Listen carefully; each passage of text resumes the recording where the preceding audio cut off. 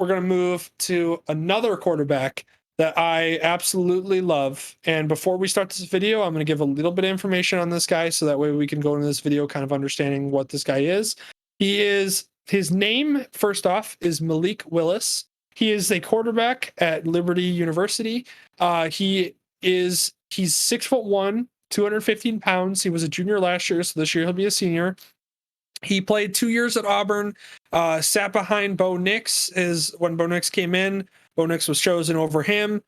You can debate whether or not it was based on his talent or skill or whatever, but Bo Nix was also a 5-star recruit coming in, and that typically you want to start the 5-star recruits so that way you can get more of those type of players and start them immediately. So there's recruiting issues that could have maybe led to why he wasn't a starter.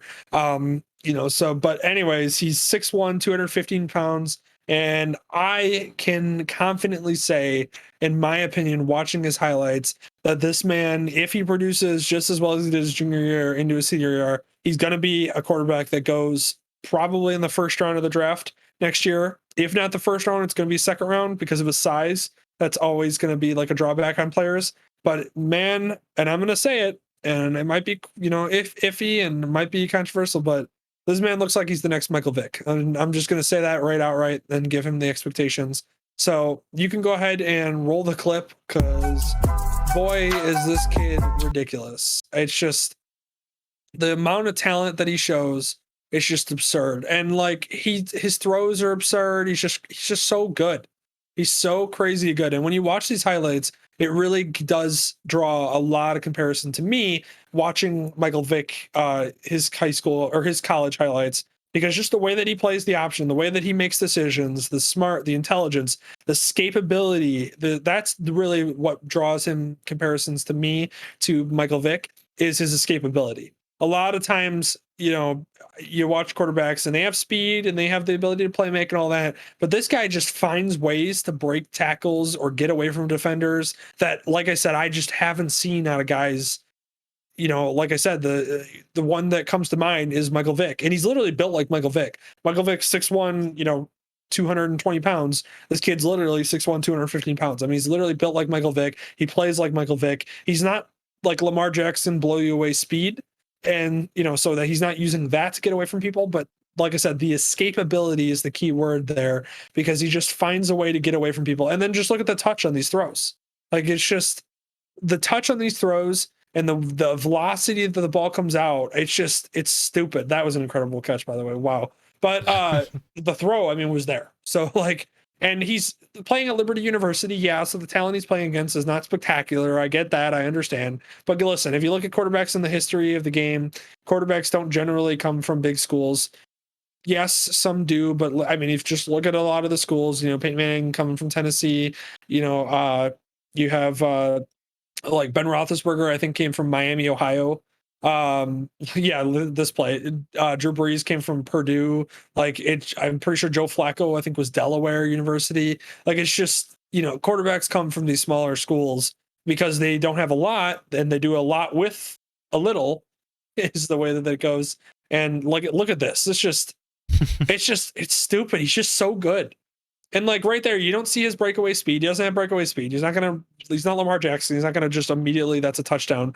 Although I think if he had Lamar Jackson's speed, he'd probably be winning the Heisman. But look at this throw. Like, it's just the arm strength, wow, the velocity coming off the ball, the zip that he's got, the touch that he has, the decision making, just everything about him. Like, he doesn't make bad decisions really. He chooses ball. He chooses when to give himself up and run. He chooses when to make the throws. He's usually looking downfield. It's not one of those where, unless it's a designed run, he's really not looking to run. He's looking for, to throw the ball. It's just when he does run, he has an incredible escapability that allows him to basically just disappear from defenders.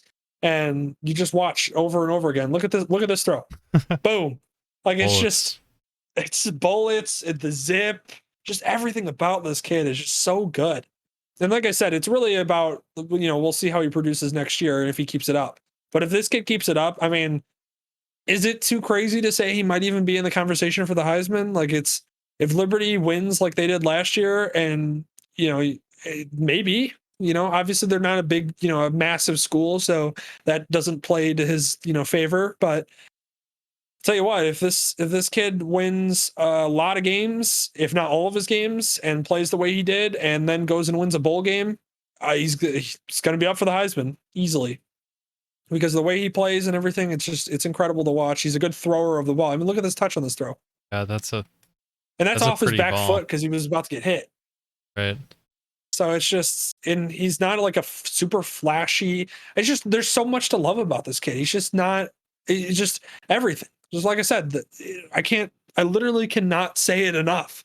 The touch, the escapability, the velocity off his freaking hand, the way he throws, his decision makings, his throwing motion's not even like a weird one or something like. It's just such a good player and a good quarterback.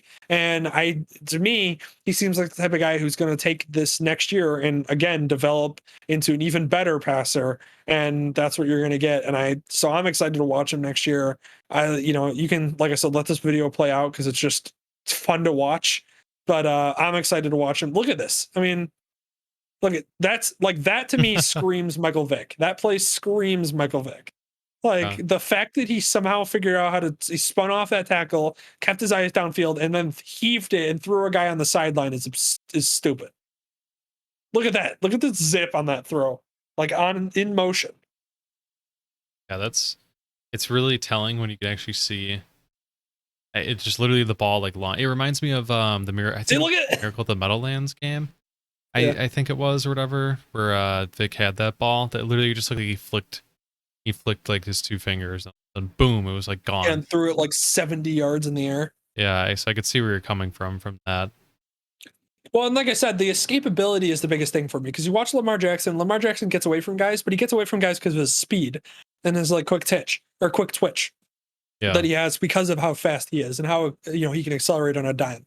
This kid, to me, screams more like escape artist, like a Michael Vick, because of his ability to just find a way to get out of tackles and to get away from defenders in a way that, he's not, like I said, he's not super quick. He's definitely not breakaway speed, like I said, Lamar Jackson.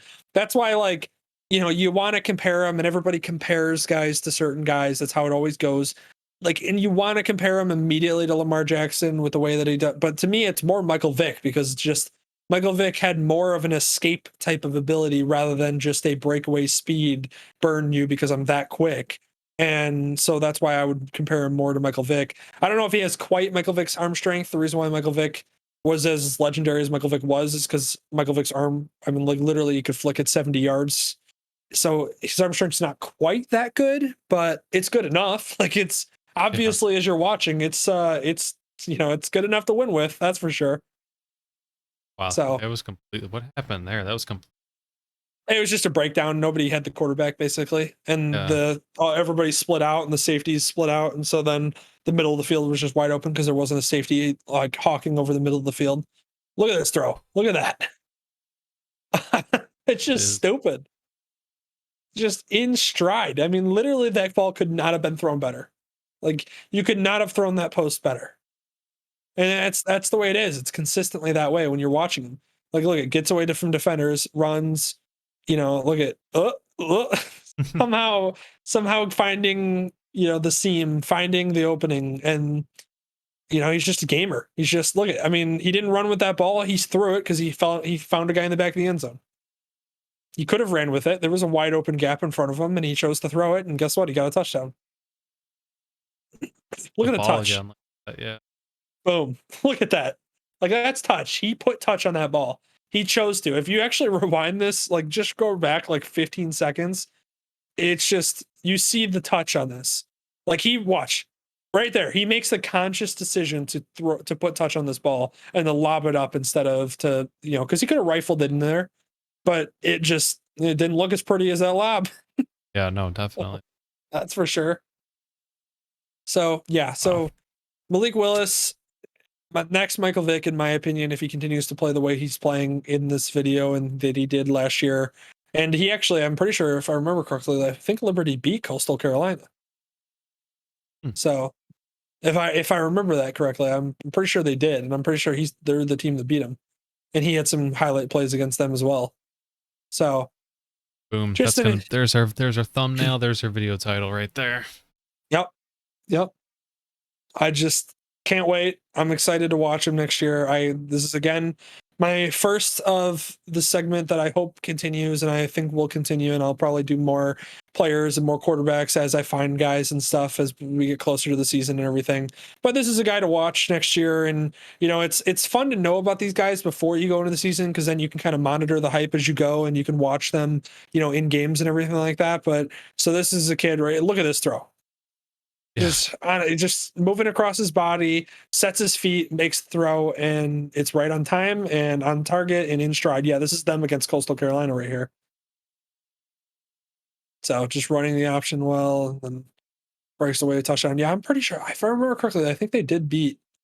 I'm pretty sure they did beat him. So either way, I'm excited for to watch him next year. And so that's my first that first guy that I will say of the segment. Hey, guys and quarterbacks and players to watch for next year in college football. My first one, Malik Willis. The next, Michael Vick.